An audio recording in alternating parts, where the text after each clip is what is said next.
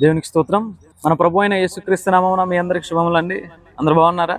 ప్రభు మనల్ని అందరినీ ప్రేమించి మరొక నూతనమైనటువంటి దినమును ఉచితంగా అనుగ్రహించారు కదా. అందును బట్టి కృతజ్ఞతగా కొద్ది నిమిషాలు దేవుని మాటలు మనం విందామండి.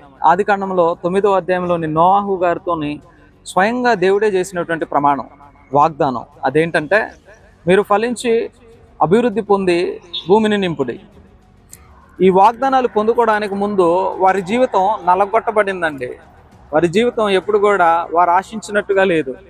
వారి జీవితం ఎలా ఉందనంటే, నోవాహు నువ్వు ఓడ నిర్మించు అనంటే నిర్మించాడు, ఈ సైజు కీలు బుయ్యి అనంటే కీలు పూసాడు, ఇటు సైడ్ డోరు పెట్టమంటే అటు సైడ్ డోరు పెట్టాడు.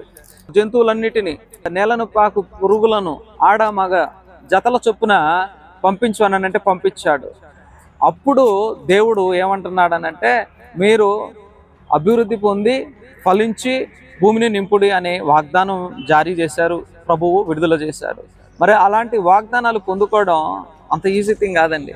వాగ్దానం పొందుకోవాలనంటే మనం ఆయన చెప్పిన మాట వినాలి.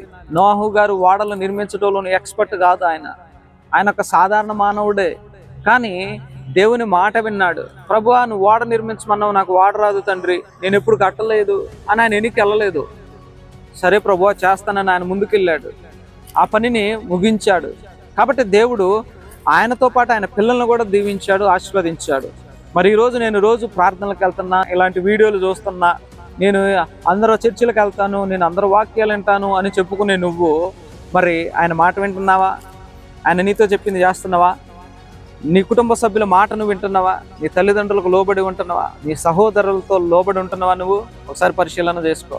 అలాంటి పరిశీలన ఏమీ చేసుకోకుండా నేను క్రైస్తవుడిని, నేను సిలువను మోసుకున్నవాడిని, నేను యేసుతోని సహవాసం చేసేవాడిని అని చెప్పుకోవడానికి మనం అర్హులం కాదండి. ఒకవేళ అలా చెప్పుకునే వాళ్ళు ఎవరైనా ఉంటే పెద్ద అబద్ధికులు. కాబట్టి ఈరోజు పరిశీలన చేసుకో. మనం కూడా వాగ్దానాలు పొందుకోవాలనంటే ఆయన మాట వినేవారంగా ఉండాలి. దేవునికి స్తోత్రం. అట్టి కృప మనందరం పొందుకుందాము గాక. ఆమేన్. ప్రార్థన చేసుకుందాం. మహాపరిశుద్ధుడు మహాగణుడైన మా ప్రియ పరలోకపు తండ్రి, మీ ఘనమైన నామానికి స్తోత్రములు ప్రభువా. అయా ప్రభు, ఇంతవరకు మీరు మాతో మాట్లాడిన విధానమును బట్టి స్తోత్రములు నాయన. అయా ప్రభువా, నోవాహు గారి జీవితంలో ఈ విధముగానైతే మీరు తండ్రి వాగ్దానాలు ఇచ్చి వాగ్దానాలు నెరవేర్చారు. అట్టి గొప్ప వాగ్దానాలు మాకు అనుగ్రహించండి ప్రభువా. అయా తండ్రి, ఆ వాగ్దానాలు పొందుకునేలాగున నాయన మీ మాట విని నడిచే కృప దయచేసి మేము పొందమని, ఈ రోజంతట్లో మీ కృప కాపుదల క్షేమము మా అందరితో ఉంచమని, పరిశుద్ధాత్ముడు మీరే కార్యాలు జరిగించమని యేసు నామములో అడిగి వేడుకొని పొందుకుని ఉన్నాం తండ్రి. ఆమెన్.